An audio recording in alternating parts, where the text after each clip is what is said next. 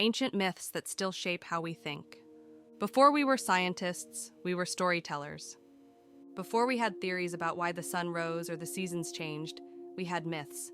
Stories passed down through firelight and whispered across generations. Not because they were true in the way we measure truth today, but because they were true in a different way, in the way that matters when you're trying to make sense of a world that doesn't explain itself. Tonight, we're going to explore 13 of these stories. Myths from different corners of the world, different eras, different peoples. But they all share something.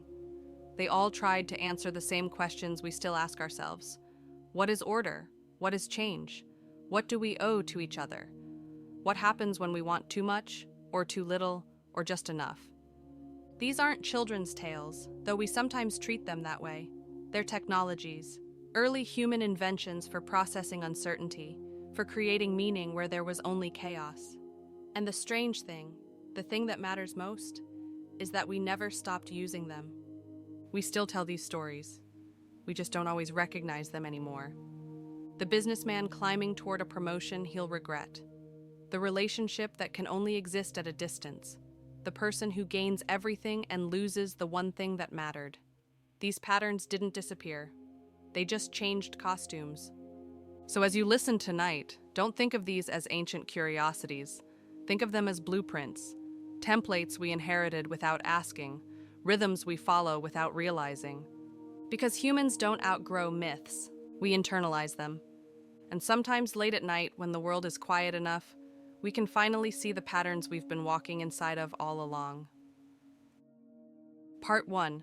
Order in the Universe. 1. Xinu, the Celestial Weaver. In Chinese mythology, there is a woman who weaves the clouds. Her name is Xinu, and she sits at a celestial loom, working threads of mist and light into the fabric of the sky. She is a goddess, the granddaughter of the Jade Emperor himself, and her work is not decorative. It is essential. The clouds she weaves maintain the structure of heaven. Without her, the cosmos would fray. But one day, Xinu makes a choice. She descends to Earth. She meets a mortal, a cowherd named Niulang, and she falls in love. Not the careful, measured love of deities, but the reckless humankind. The kind that forgets about looms and duties and cosmic balance. For a time, they are happy. They marry. They have children. They build a life that has nothing to do with heaven and everything to do with the earth beneath their feet. Xinu stops weaving. The clouds go untended, and the universe notices. The Jade Emperor does not punish her out of anger. There is no rage in his decision, no vindictiveness. He simply restores order. He separates them. Xinu returns to the sky, and Niulang remains on earth, and between them flows the Silver River, what we call the Milky Way. They are allowed to meet once a year. On the 7th day of the 7th lunar month, a bridge of magpies forms across the stars, and for one night they can hold each other again. One night a year. And then the bridge dissolves, and order reasserts itself. This is not a tragedy in the way we usually think of tragedies. There is no villain. There is no injustice, not really. There is only structure and the price it demands. Because order is not fragile, it doesn't collapse when we step away from it, but it is demanding. It asks us to choose. And sometimes the choice is between love and duty, between the person we want to be and the role we were meant to play. Xinu chose love first, and then the universe chose structure. And in the space between those two choices, we find most of our lives. We are always weighing the loom against the cowherd, the work that holds the world together against the person who makes us feel whole. And sometimes we get one night a year, one moment where both can coexist, and we learn to call that enough, because order is not fragile, but it is demanding. 2. Chang'e, the Moon and Solitude. There is another woman in Chinese mythology, another choice. Her name is Chang'e. She was mortal once, the wife of Hu Yi, a legendary archer who saved the world by shooting down 9 of 10 suns that scorched the earth.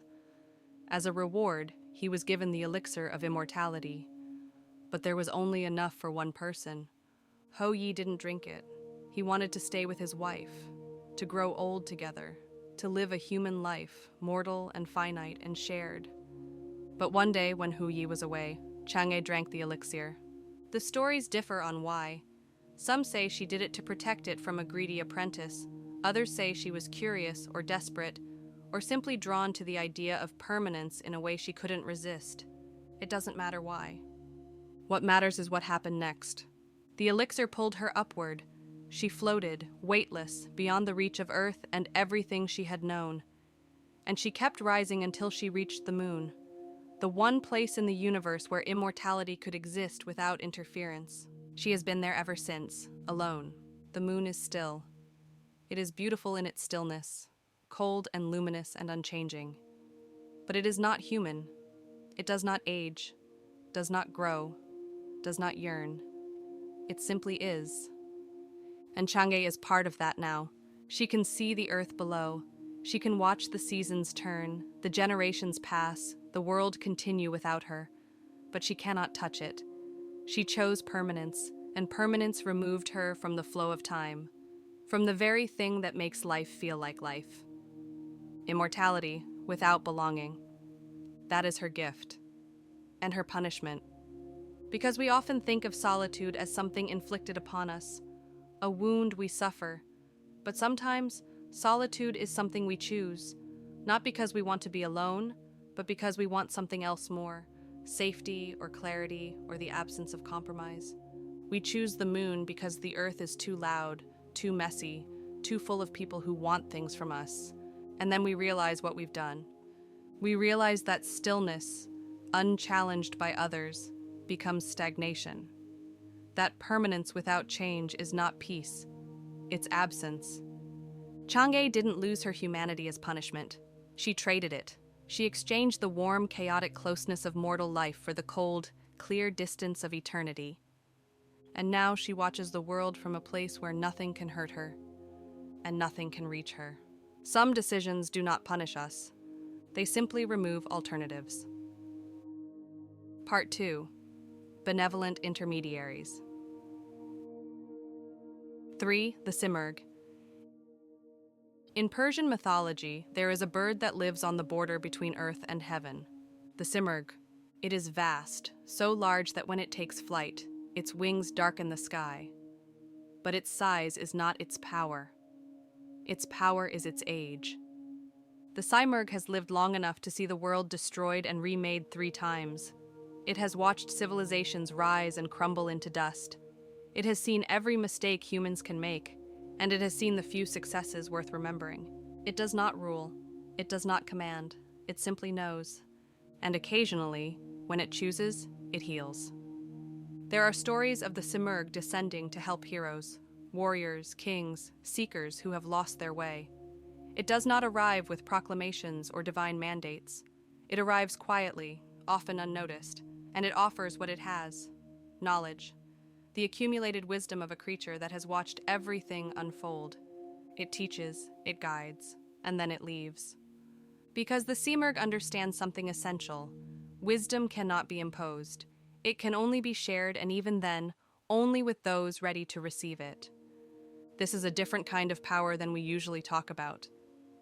Not the power to control or dominate, but the power to remember, to hold the patterns of the past so clearly that when someone stumbles into an old trap, you can say gently, "I have seen this before."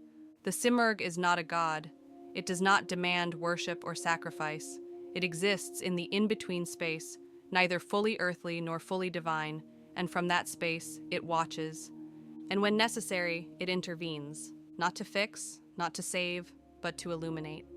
There is something deeply comforting about the idea of the Simurgh. The idea that somewhere there is a being who has seen all of this before, who knows that our struggles are not new, that our pain is not unique, and that others have walked this path and survived it. True guidance does not command, it remembers, and it offers that memory, gently, to those who have forgotten they are not the first to carry this weight. 4. The Peri. There is another kind of intermediary in Persian myth, the Peri. They are often described as beautiful, but that word doesn't quite capture what they are. Their beauty is not physical, not in the way we usually mean. It is a kind of alignment, a moral clarity that radiates outward. The peri exist between worlds, between the human and the divine, and depending on which story you hear, they shift. In older Zoroastrian tales, they were fallen beings, angels who had made mistakes, who were exiled from paradise but not condemned to hell. They existed in a space of redemption, always striving upward, trying to return to the light they had lost. Later, in Islamic retellings, they evolved. They became benevolent spirits, guides for the righteous, creatures who helped humans navigate the moral complexities of life. But in all versions, one thing remains constant. The peri do not belong entirely to one world. They are liminal, in between. And because of that, they understand both sides. They know the pull of earthly desire and the call of divine purpose. They know what it means to be caught between what you want and what you ought to do. This makes them perfect guides. Not because they have never failed, but because they have. They do not preach from a place of untouchable purity.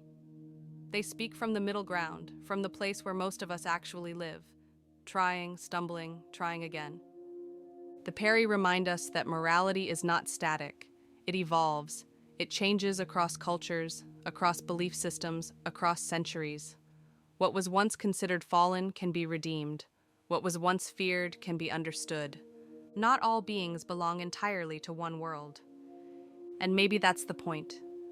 Maybe the ones who can help us most are not the ones who have always been perfect, but the ones who have learned to navigate the space between light and shadow.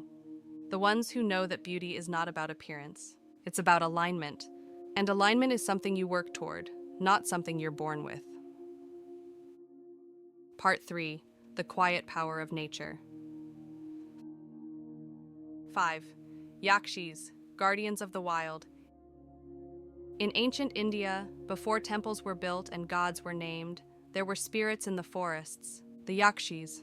They lived in sacred groves, wild places where humans had agreed not to cut trees, not to hunt, not to take more than they needed. And in exchange, the Yakshis watched over these places. They protected them, not with violence, but with presence. To see a Yakshi was rare.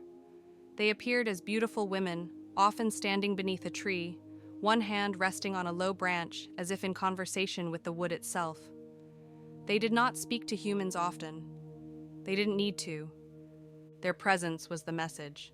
The sacred groves were more than religious sites. They were early conservation systems. Communities understood that certain places needed to remain untouched, not because a god demanded it, but because the ecosystem required it. The groves were reservoirs of biodiversity, water sources, medicine, balance. And the Yakshis were the embodiment of that understanding. They didn't enforce the rules with punishment. They simply reminded people of what was at stake. When you entered a sacred grove, you felt watched. Not in a menacing way, but in a way that made you careful, thoughtful. The Yakshis guarded wealth, but not the wealth we usually think of. Not gold or jewels. They guarded fertility of the soil, of the forest, of the future. They guarded abundance, but only the kind that could regenerate. Take too much, and the Yakshi would vanish, and with her, the protection. This is a different understanding of power, not power as domination, but power as attention, as care. The Yakshis didn't own the forest. They belonged to it. And in belonging to it, they ensured its survival. There's a lesson buried here, one we're still learning. What we guard too tightly often disappears. But what we protect through presence, through quiet, consistent attention, can endure for centuries. The sacred groves are mostly gone now. Cut down, developed, forgotten. But the idea remains. The idea that some places should be left alone. Not because they're useless, but because their value is in their wildness. And maybe the Yakshis are still there, in the few groves that remain. Still standing beneath the trees, still watching. Part 4. Transformation and ambiguity. In East Asian mythology, there is a creature that begins as an ordinary fox. But over centuries, over lifetimes, it transforms. It grows a second tail, then a third, then more, until it has 9, each one a marker of power accumulated through patience, cunning, and time. This is the 9-tailed fox. In Chinese, the huli jing. In Korean, the gumiho. In Japanese, the kitsune. The details vary across cultures, but the essence remains. This is a being that earns its power through cultivation, not inheritance. It is not born divine. It becomes something more. The fox learns to shapeshift. It takes human form, often appearing as a beautiful woman, and this is where the stories split. Some depict the 9-tailed fox as benevolent, a protector, a guide, a loyal companion. Others paint it as a seductress, draining the life force of those it ensnares. But the truth, as always, is more complex. The 9-tailed fox is intelligent, perhaps too intelligent. It sees through pretense, through social facades, through the lies we tell ourselves, and it uses that knowledge, not always for harm, sometimes just to survive. Because intelligence without alignment is not good or evil, it is simply strategic. The fox does what serves it, and sometimes what serves it also serves you, and sometimes it doesn't. There is a famous story of a 9-tailed fox who infiltrated a royal court. She became the emperor's consort, beloved and influential. Under her guidance, the empire prospered, for a time. But slowly things began to shift. Advisors disappeared, policies changed. The emperor grew distant, obsessed, no longer himself. It wasn't that the fox was evil, it was that her goals were not human goals. She was playing a different game, on a different timescale, and the human world was simply the board. Eventually, she was discovered. Exorcised. The empire was saved. Or so the story goes. But here's the question. Was she punished for being malicious or for being misaligned? Because the 9-tailed fox doesn't lie. It doesn't deceive in the way we usually think of deception. It simply operates according to its own nature. It takes what it needs. It protects itself. It pursues power because power is survival. And if humans get hurt in the process, is that cruelty or just indifference? This is the discomfort at the heart of the 9-tailed fox myth. It forces us to ask, what happens when something becomes too intelligent to control, but not intelligent enough to share our values?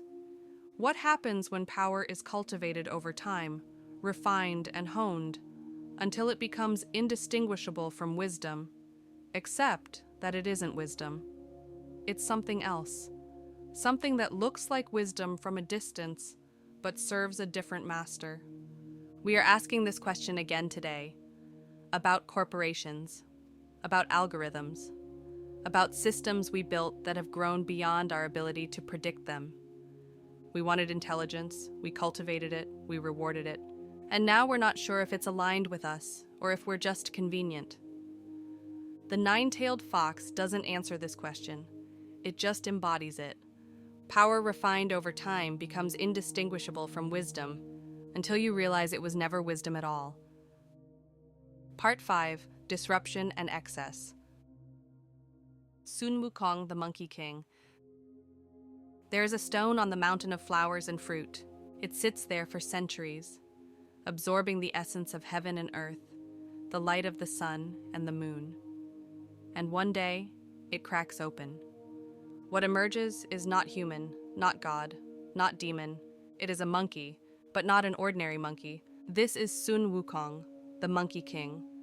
He is born without origin, no parents, no lineage, no debt to the past. He simply is, fully formed, intelligent, and utterly free. And that freedom is dangerous. Sun Wukong is curious, restless. He wants to know everything, to master everything. He trains with a Taoist sage and learns the 72 transformations. He can become anything. He can shrink to the size of an insect or grow as large as a mountain. He can fly, leap across entire continents in a single bound. He is not satisfied with mortality, so he erases his name from the book of life and death. He is now immortal. But once is not enough. He eats the peaches of immortality from the Queen Mother's garden. He drinks the wine of the immortals. He steals and consumes the pills of longevity from Laozi's furnace. He becomes immortal 5 times over. Not out of fear, not out of need, just because he can. This is excess as a form of existence. Accumulation without restraint. Power for the sake of power. And the heavens do not know what to do with him. They try to contain him.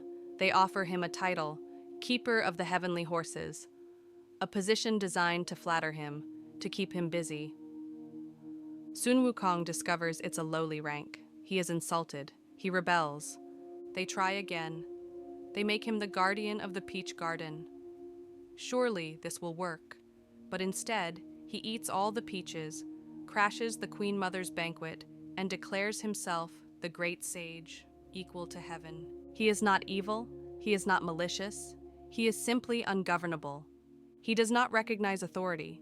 He does not accept limits. He is brilliance without structure, energy without direction. And so, the Jade Emperor sends an army.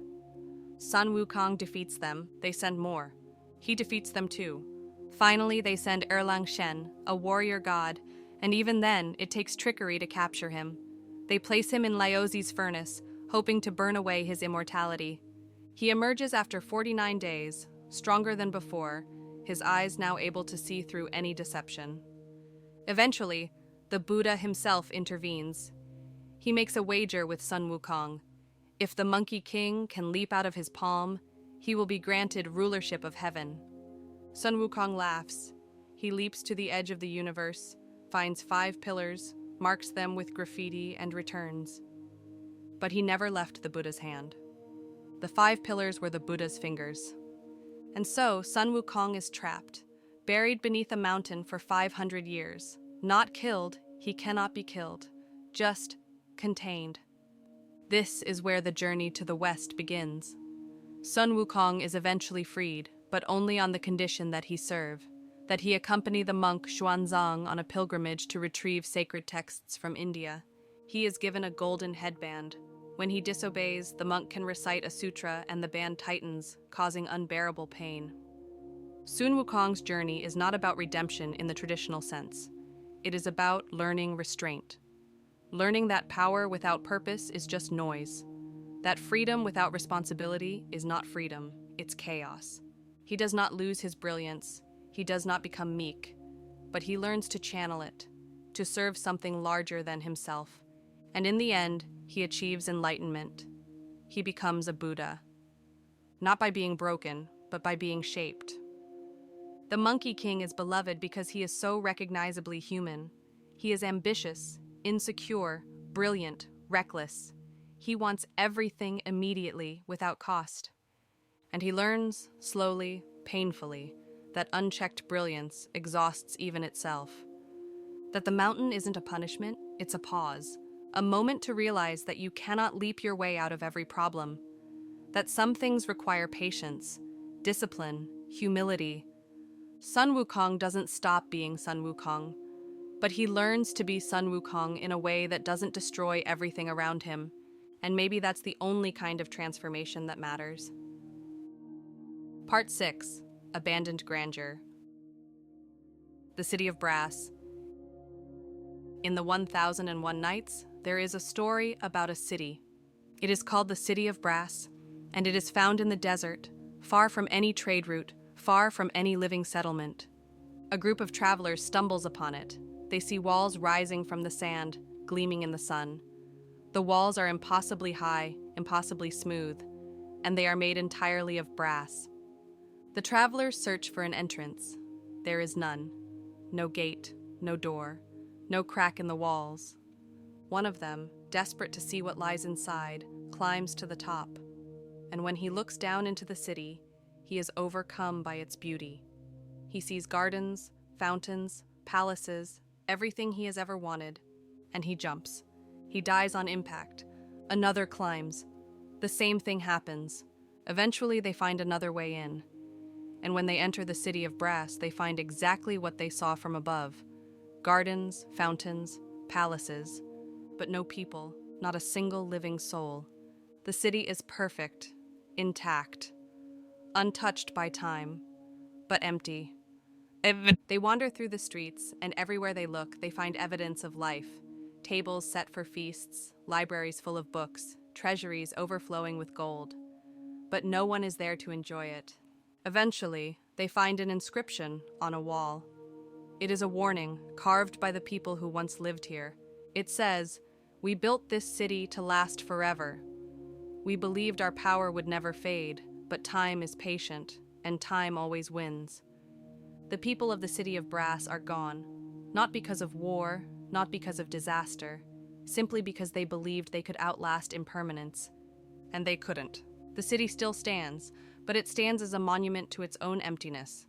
This story is haunting because it asks a simple question: what is the point of something that lasts forever if no one is there to experience it? We build, we accumulate, we create structures designed to outlive us. And we believe that this is legacy.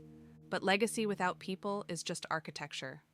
The City of Brass is a warning about ambition disconnected from purpose, about building for eternity without asking why eternity matters. We still do this. We still create monuments to permanence, corporations, institutions, systems that we believe will last long after we're gone. And maybe they will. But if they do, will anyone care? Will anyone remember why they were built? Or will they stand, gleaming and empty, in some future desert, waiting for travelers to stumble upon them and wonder what we were thinking? What remains after we leave says more than what we built. Part 7. Elemental Mystery. The Jinn of the Desert. In Islamic tradition, there are beings made of smokeless fire, the jinn.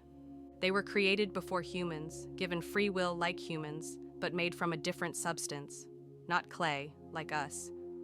Fire. And because of that, they are fundamentally different. The jinn live in the margins, in deserts, in ruins, in places where the human world fades. They build their own cities, have their own societies, their own hierarchies. But their cities are not permanent. They shift, they dissolve, they reappear somewhere else. Because the jinn do not value the same things we do. We value permanence, ownership, legacy. We want our structures to last, our names to be remembered. The jinn do not. They build, yes, but they build lightly. They create without attachment, and when they leave no trace. This is freedom in a way we rarely experience. Freedom from the weight of the past, from the need to justify existence through accumulation. The jinn are not bound by our logic. They can see us, but we cannot always see them. They can hear us, but we cannot always hear them. And this distance is intentional. The jinn do not seek recognition. They do not want to be understood. They live parallel to humanity, occasionally intersecting, but never merging. When they do interact with humans, it is often because we have intruded on their space. We have built where they lived. We have wandered where they wander. And sometimes they respond, not with malice, necessarily, but with the indifference of beings who owe us nothing. There are stories of travelers in the desert who hear music at night. Beautiful, haunting music that seems to come from nowhere. They follow it, drawn by curiosity, by longing, and they are never seen again. Not because the jinn killed them, but because the jinn do not operate on human time, human space, human logic. To follow them is to leave the world you know, and most people cannot find their way back. The jinn remind us that intelligence does not equal alignment, that there are other forms of consciousness in the world, forms that do not care about our projects, our meanings, our desperate need to be understood. And maybe that's fine. Maybe not everything needs to be known. Not everything needs to be mapped, explained, integrated into our systems. Some things exist in the margins because that's where they belong. Distance as protection, mystery as respect. Not all intelligence seeks recognition. The rock, scale beyond meaning. And then there is the rock, a bird so large that when it flies, sailors mistake its shadow for a storm cloud. The rock appears in the tales of Sinbad the Sailor, and in every encounter, the pattern is the same. Humans stumble upon something beyond their comprehension, try to use it for their own purposes, and narrowly escape with their lives. Sinbad and his crew, stranded on an island, find a massive white dome. They do not know what it is. They approach it, touch it, marvel at its smoothness. It is an egg, the rock's egg. And when the mother returns, she is not angry. She is not vengeful. She simply does not notice them. Or if she does not care. She is so far beyond human scale that their presence is irrelevant. But when they damage the egg, when they crack it out of curiosity or hunger, then she notices, and she follows them. She picks up boulders in her talons and drops them on the ship, not out of rage, not out of justice, simply because something disrupted her nest, and she is removing the disruption. The rock is not a moral creature. It is not good or evil. It is elemental, pure force, operating at a scale where human concerns do not register. And that is terrifying. Because we are used to being the center of the story. We are used to mattering. But the rock does not care if we matter. It is indifferent in the way that mountains are indifferent, in the way that oceans are indifferent. It exists. It acts. And we are simply in the way. There is something humbling about this, something necessary, because we often forget that we are small. We build cities, we write laws, we create systems, and we begin to believe that we are the measure of all things. But we are not. There are forces in the world, natural forces, cosmic forces, that operate on scales we cannot comprehend. And when we encounter them, the best we can hope for is to not be noticed. The rock is a reminder of immensity, of power that is not ours to command or understand, of awe without explanation. Some forces are not meant to be understood, only respected. Closing reflection. So here we are, at the end of 10 stories, pulled from different cultures, different eras, different ways of understanding the world, and yet they share something. They all tried to make sense of the same fundamental mysteries: order and chaos, desire and restraint, power and wisdom, proximity and distance. The celestial weaver, separated from her love to maintain cosmic balance.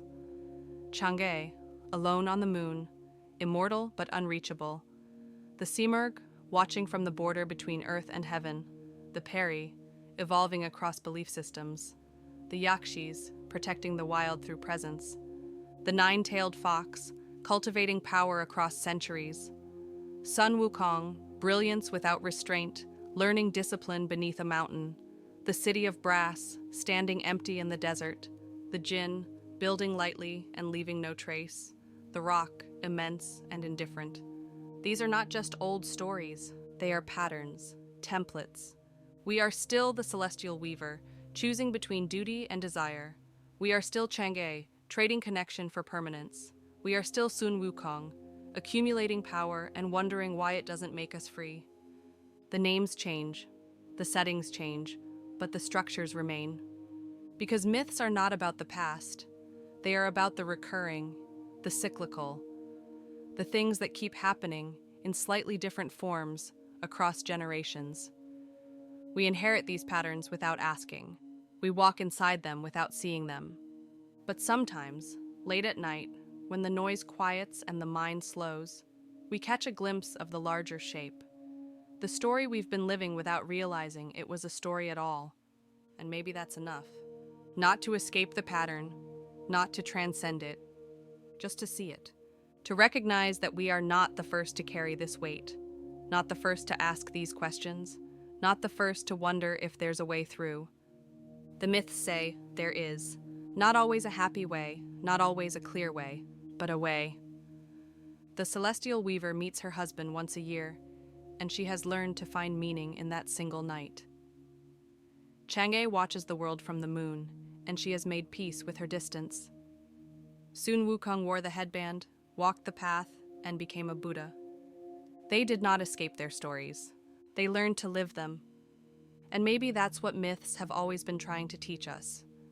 Not how to avoid suffering, but how to move through it with grace. Not how to transcend limitation, but how to find meaning within it. Not how to be gods, but how to be human. Beautifully, imperfectly, courageously human. The myths persist because we persist.